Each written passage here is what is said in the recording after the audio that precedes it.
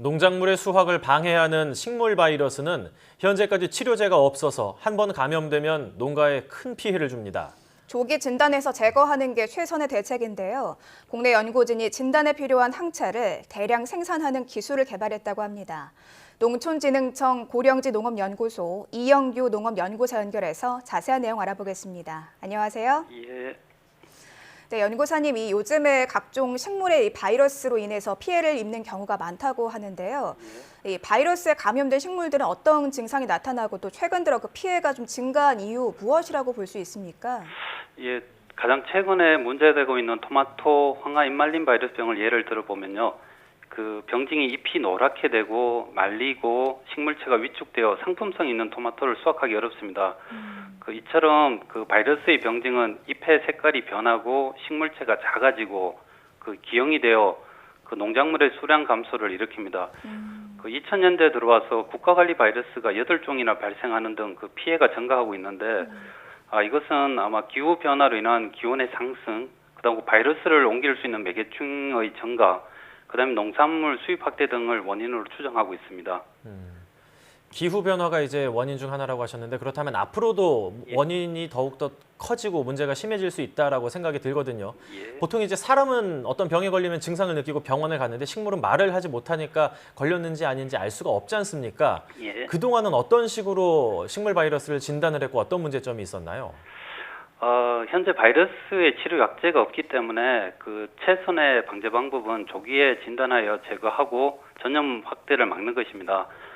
바이러스는 초현미경적 미생물로 매우 작아서 이를 진단하기는 쉽지 않는데요. 현재 진단하기 위해서 개발된 진단 키트들이 여러 가지가 있는데 그 중에서 항체를 이용하는 방법이 가장 많이 사용되고 있습니다. 일반적으로 진단에 필요한 항체는 기존에는 토끼나 쥐 같은 실험 동물의 병원체를 주사한 후에 혈액 속에 생성된 항체를 뽑아서 사용했는데요. 이렇게 생산하는데 한 6에서 12개월이나 걸리고 그 동물을 기를 수 있는 사육 시설도 갖추고 있어야 되고 또 피를 뽑아야 되고 또 세포 배양 시설들을 갖추고 있어야 되기 때문에 그 비용이 많이 들었습니다. 따라서 진단 제품의 가격도 높아서 농가에서 많이 활용되고 있는 그 현장 진단 키트의 경우에 그 비용이 한 점당 한 7,000원 정도로 되게 비쌉니다. 따라서 그 소량만 검사하여 그 초기의 병 발생 진단에 충분히 활용하지 못하고 있었습니다. 항온 동물을 이용해서 이제 항체를 6개월에서 12개월에 걸쳐 만든다라고 말씀하셨는데 예. 식물 바이러스를 대처하는데 왜 이게 식물이 아니라 동물을 통해서 항체를 만드는 거죠? 예, 그 항체는 항온 동물에서만 만들어집니다. 그 항온 동물이 외부에 들어오는 병원균에 대한 최고의 방어 수단이죠. 식물에는 이러한 기능이 없습니다. 따라서 항온 동물이 갖고 있는 이 기능을 이용하여 그 항체를 만들어 식물 바이러스 진단에 이용합니다. 그 항온 항체 반응을 이용해서 식물 바이러스 진단에 이용하는 것이죠. 앞서 기존 진단 방법의 좀 한계라든가 문제점에 대해서 자세히 짚어주셨는데요. 그렇다면 이번에 개발하신 이 항체 대량 생산 기술은 기존과 비교했을 때 어떤 차이점, 장점이 있다고 볼 수 있습니까? 이번에 개발한 기술은 그 실험 동물 없이도 사람 항체 유전자를 이용해 시험관 내에서 식물 바이러스 진단용 항체를 생산하는 기술로 그 사람이 갖고 있는 항체 생산 유전자를 이용하여 만든 그 제조와 미니 항체 풀에서 식물 바이러스에 반응하는 항체만을 선발하고 여기에 유전공학 기술을 접목하여 시험관 내에서 이제 항체를 생산하는 기술을 이제 개발하게 되었습니다. 조금 전에 이제 미니 항체를 이용해서 만들었다고 말씀을 하셨는데 이번 미니 항체라는 게 어떤 항체고 또 이 항체를 이용한 특별한 이유가 있으신지요? 예, 일반적으로 그 항체는 주축으로 이루는 몸체하고 항원 항체 반응을 일으키는 부분을 나눌 수 있는데요. 여기서 사용하는 미니 항체는 그 항원 항체 반응을 나타내는 부위만을 이용해 만든 것을 말합니다. 크기는 한 4분의 1 정도로 작지만 일반 항체와 동일한 항원 검출 능력을 가지고 있고요. 작기 때문에 미니 항체라고 부릅니다. 이 크기가 작아서 대장균을 이용해 시험관에서 항체를 만들기 쉽다는 이제 장점이 있고요. 이렇게 생산된 미니 항체는 그 기존의 항체와 똑같이 바이러스 진단에 사용할 수 있기 때문입니다.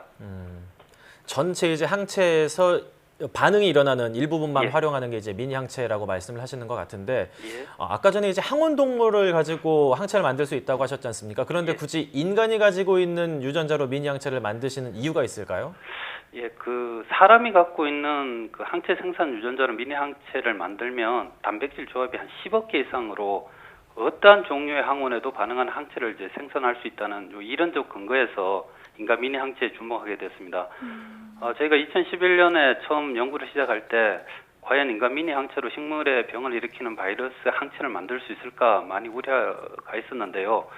그 연구 결과 이제 가능해졌고 그뿐만 아니라 인간 미니 항체를 사용하면 기존의 바이러스 종류별로 미니 항체 풀을 만들어야 했던 과정이 필요 없게 됩니다. 따라서 그 인간 미니 항체를 이용하면 초기 생산 기간이 대폭 단축되기 때문에 기존에 12개월 걸리던 항체 제작 기간이 3주면 가능합니다. 뭐 기간이라든가 비용을 크게 줄일 수 있어서 무척 효율적이라는 생각이 드는데요. 그렇다면 이번 연구 성과로 국내 농업 또 농가에는 어떤 영향을 줄 것으로 좀 기대를 하십니까? 바이러스 병원 발생 초기의 대응이 매우 중요한데 그 농민들이 쉽게 검사를 할 수 없고 진단 비용도 고가라서 그 병이 확산된 후에 조치를 취하는 경우가 많았습니다. 개발한 기술을 산업화하여 그 저비용 현장 진단 키트를 대량으로 생산 공급하고 부담 없이 현장에서 병을 진단하여 발생 초기 신속한 대응으로 피해를 최소화할 수 있을 것으로 기대하고 있습니다. 이를 위해서 최선을 다하겠고요. 그 현재 생산 비용 등의 이유로 수입에 의존하고 있는 식물 바이러스 항체 시장도 그 저비용 고효율의 항체 생산 기술이 개발됨에 따라서 국내 생산이 가능해져서 농업뿐만 아니라 그 관련 산업도 활성화될 것으로 기대됩니다. 네, 이 산업 활성화도 기대할 수 있다라는 말씀 주셨는데 그렇다면 앞으로 실용화 계획이나 연구 계획이 추가로 있으시다면 소개 부탁드리겠습니다. 예, 이번에 개발된 기술들은 산업체에 기술 이전하여 기존 항체를 대체하고 그 저비용 고효율의 바이러스 진단 키트를 출시하도록 지원할 계획입니다. 그 먼저 감자에서 가장 문제되는 바이러스 병을 해결하기 위해서 현장 진단 키트를 올해 안에 생산하여 내년부터 국내 감자 재배 농가에 우선 활용토록 할 예정이고요.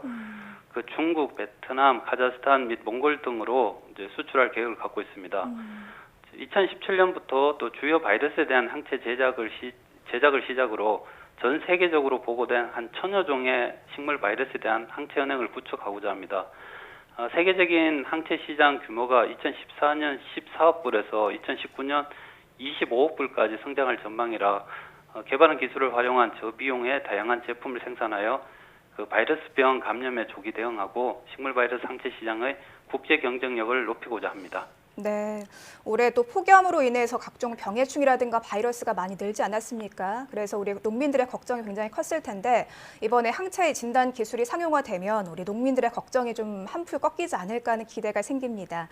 네, 지금까지 농촌진흥청 고령지 농업연구소 이영규 농업연구사와 함께했습니다. 오늘 말씀 잘 들었습니다. 예, 감사합니다.